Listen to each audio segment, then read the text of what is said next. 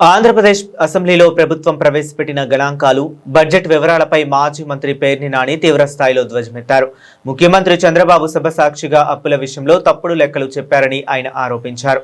గతేడాది సుమారు 1.03 లక్షల కోట్లు అప్పు చేసిన ప్రభుత్వం ఈ ఏడాది 97,000 కోట్లు తీసుకున్నప్పటికీ కార్పొరేషన్ల ద్వారా పొందుతున్న రుణాలను మాత్రం దాచిపెడుతుందని విమర్శించారు.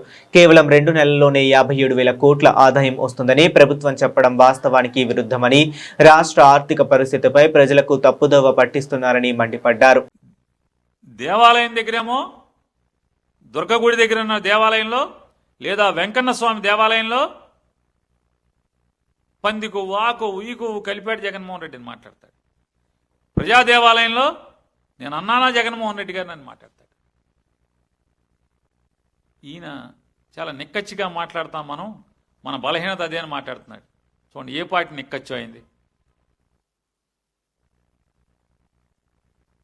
ఇక నెయ్యి వెంకటేశ్వర స్వామి ప్రసాదానికి వాడిన నెయ్యి, చంద్రబాబు నాయుడు గారి ప్రేలాపనలు, పవన్ కళ్యాణ్ గారి ప్రేలాపనలు, నారా లోకేష్ నాయుడు గారి ప్రేలాపనలు, ఇవన్నీ వాళ్ళ ప్రజలు తీగలాగితే డొంకంతా కదిలినట్టుగా బోలేబాబా ఏఆర్ డైరీ తీగలాగితే వైష్ణవి డైరీ తీగలాగితే సంగం డైరీ, ఇంకో బోలేబాబాని లాగితే హెరిటేజ్ని లాగితే ఇందాపూరు.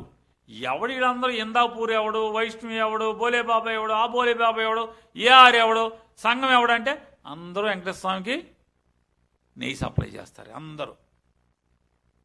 ఇంకేమన్నా అంటే చూడండి ఎంత బాధ ఆయనకి. నారా చంద్రబాబు నాయుడు గారు ఆయన చెప్తాడు చక్కటి మాట, అది పదకూర్పు ఒకసారి.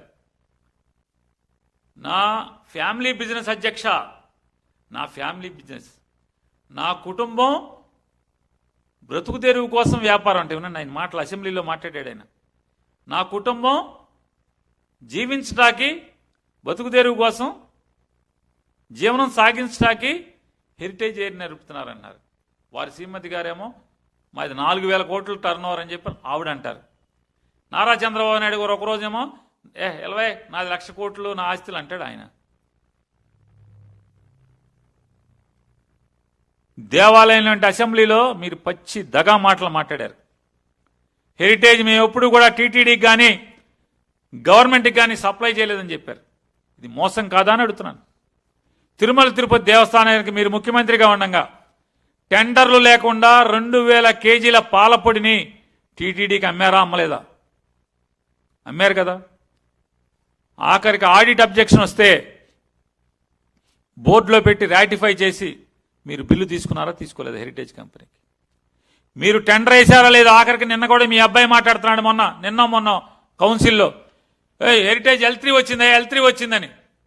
నేను అడుగుతున్నా, తిరుమల తిరుపతి దేవస్థానంలో L1, L2, L3కి సప్లై చేసేటువంటి సాంప్రదాయం ఉందా లేదా? ఉంది కదా. మీరు ఎప్పుడు టెండర్లు కూడా వేయలేదన్నారు, టెండర్లు పాల్గొన్నారు కదా. గవర్నమెంట్ మీ దగ్గర ఉంది. మీరు హెరిటేజ్కి నెయ్యి ఇప్పుడు ఏ సంవత్సరంలోనా మీరు సప్లై చేశారు, టెండర్లు వేశారని నా దగ్గర డాక్యుమెంట్ ఉంది.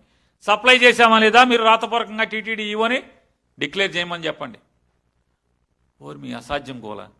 నేతితో లడ్డూ చేసి నెయ్యి వాసన రావడం కోసం స్ప్రే చేస్తారా? అంటే ఏంటి, దాంట్లో నెయ్యి కాదనేగా. ఇదేమన్నా అంటే పాత ఎందుకు తవ్వుతారంటున్నాడు. పాతయి తవ్వటం ఏంటి, వాస్తవాలు చెప్తుంటే? పాతయి అయితే వాస్తవాలు కాదా? పాతయి కూడా వాస్తవాలే కదా.